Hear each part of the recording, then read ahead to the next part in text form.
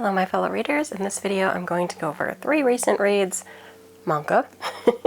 So this is like a part 2 of what I did before. The first one I will talk about today is Let's Do It Already, which has a naughty title. This one follows Yuri, who has fallen in love with classmate Keiichiro, and she pursues him, and it turns out that he likes her back as well. And so they are ready to embark on a relationship. However, it's a little bit complicated because Keiichiro is from an elite political family that produces a lot of prime ministers, and they have a rule that you cannot engage in any naughty business until you are 18 years old. So he doesn't even allow kisses from Yuri, and that's pretty much what Yuri is trying to accomplish. But this essentially is just kind of a hijinks story, at least in volume 1. There's a whole confession angle, but then after that it really is just like Yuri trying to find ways to manipulate Keiichiro to give her what she wants. And that is essentially it. This one wasn't like a favorite of mine, but I think that it is kind of funny and cute. For me, I think this will be more of a borrow and read rather than a purchase for myself to read. But it is very funny just seeing the hijinks about what they do and how they feel internally, because even though Keiichiro is very straight-laced and wanting to do what the rules say, at the same time he has a little naughty wild side to him that he's keeping in check. Otherwise it's just a cute little rom-com. The next one, I actually read an arc of this volume, and so I knew I had to get it. Well, I had to get it anyway because it's by a favorite author. But this is Daydream Darling, and this is the latest by Yoseki Saka, who wrote Blue Spring Ride, or Haru Spring Ride, whichever you want to call it. I think Blue Spring Ride is easier to say, but whatever. This one follows Iroha, who at one point she's picking out what she wants to do next for school. She is extremely, extremely shy. So she's been looking at school brochures. She runs into an upperclassman who says, hey, that's for my school. They end up bumping into each other at the library, and she admires him. So Iroha decides to go to that school, and she is having a hard time fitting in with her fellow classmates because she still has that trouble of being shy, but she takes solace in her friendship with the upperclassmen.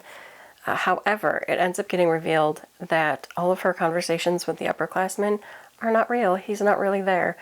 So when a fellow classmate is about to confront her with that, or does confront her with that, he actually shows up at the school and says, kind of like, hey, what are you talking about? Why are you getting on her back? And whatever, it kind of rescues her yet again.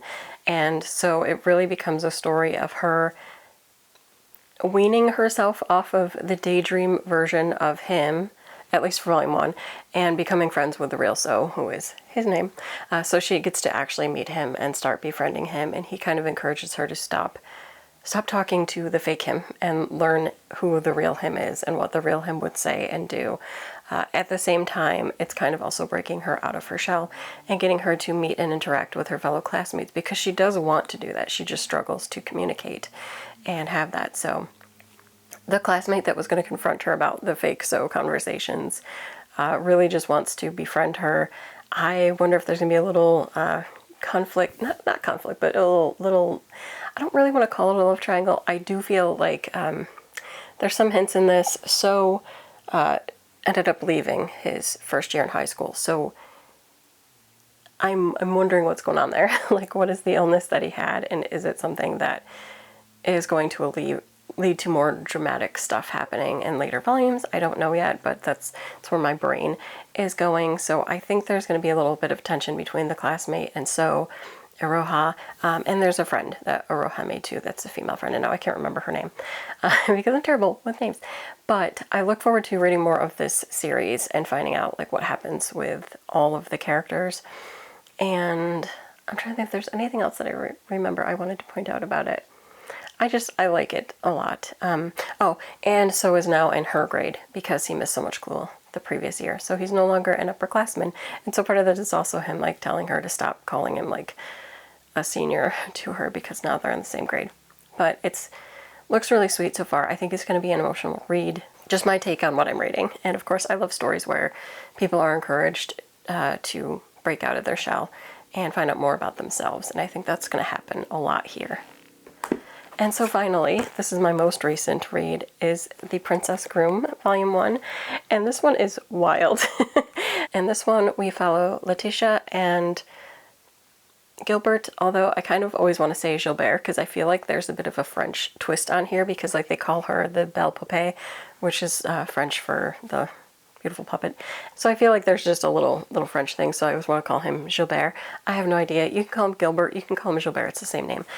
But anyway, for this one, Letitia is from a noble family, and her family has set in mind to get her engaged to the prince of the country. Like, it's the prince. But he's like the second, at least the second prince. He might be the fourth prince, now that I think about it. Anyway, he's one of the princes. He is not like the crown prince. So she sets out at the beginning to attend this function and secure her engagement to him. And he repeatedly tries to brush her off. He is known as like I think it's the cursed prince is what they call him. He was born with red eyes, and everyone who was born with red eyes in his family line gets a little violent and demonic. Like they take over the country, but in really like dark ways and murderous ways. So he's carrying that along with him. So part of it is her trying to say like she sees him as himself. She's not viewing him as like a red-eyed cursed child. She accepts whoever he is. And he feigns disinterest. I guess they're a big part of it.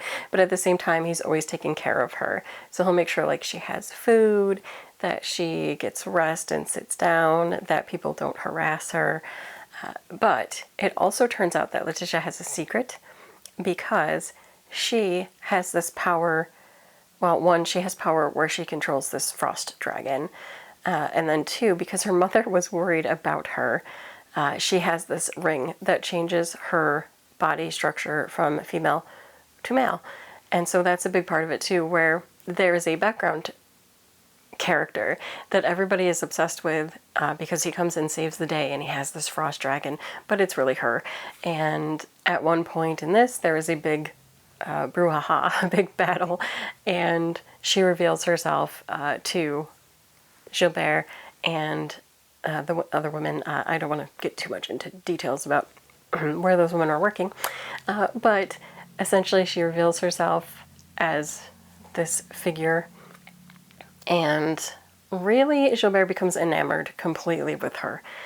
He likes her strength and her brashness and her control of the situation, and so he gets all flustered and just amazed by her. And so once that battle is over, he does commit to their relationship and their engagement, and I think the rest is just going to follow their marriage with one another and how they are, because they're completely together and lovey-dovey by the end of Volume 1.